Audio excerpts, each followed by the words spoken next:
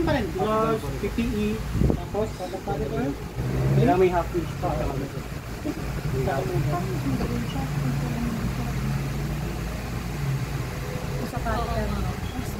Usually, ginagamit po siya kapag si patient is ay magpa-poly catheter or hindi naman niya kailangan ng poly catheter.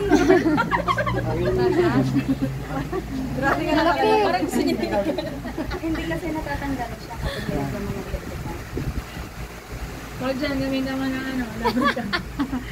Hindi ba siya lubricant? Gawin naman. Wala naman lubricant. Hindi yan pwede lagyan. Ngayon mo lang nalaman na may ilagay. Parang condom lang din siya. Condom lang talaga siya. Okay? Okay, hanggang dulo po siya. Kunwari, Okay? So, anong purpose niyan? Yun nga, kapag si patient is, hindi niya, lalo na kapag nasa ICU or specialist area ka, hindi ka kasi pwedeng tumayo or hindi pwedeng tumayo si patient mo. Ngayon, ang gagawin mo, it's either poly catheter or condom catheter. Ngayon, ang downside lang po na itong condom catheter is prone siya sa infection. Dahil nga, may rubber. diba? So, yung ihi niya, nare-retain sa isang area.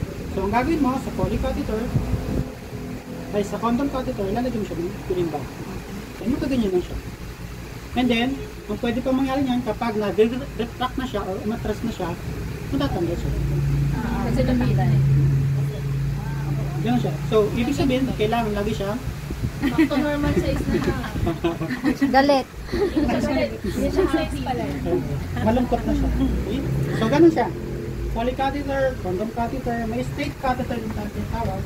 Pag sinabing straight catheter, ibig sabihin, ayaw niya magpaano, pero kailangan mo siyang urine analysis. So, yan sa laboratory. Mag-straight catheter ka lang, and then, ang kukunin mo is yung midstream.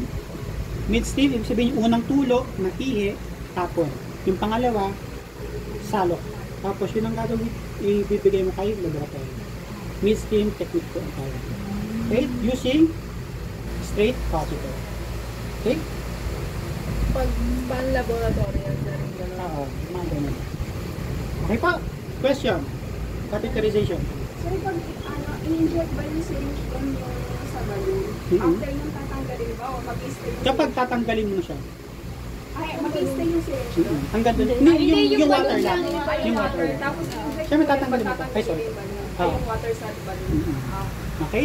So, ilang days ba siya bago palitan ng poly catheter? Same with NGT. 7 days lang din. Okay? Lalo na dito, kapag ang nakikita mo na is blood, yung sa poly catheter, sa yung bag, Isa ano niya sa bag. dito, or crystallized. Yan. Usually, kapag meron ang crystallized, ibig sabihin, meron siyang, ano? Ano nangyari sa ihi niya?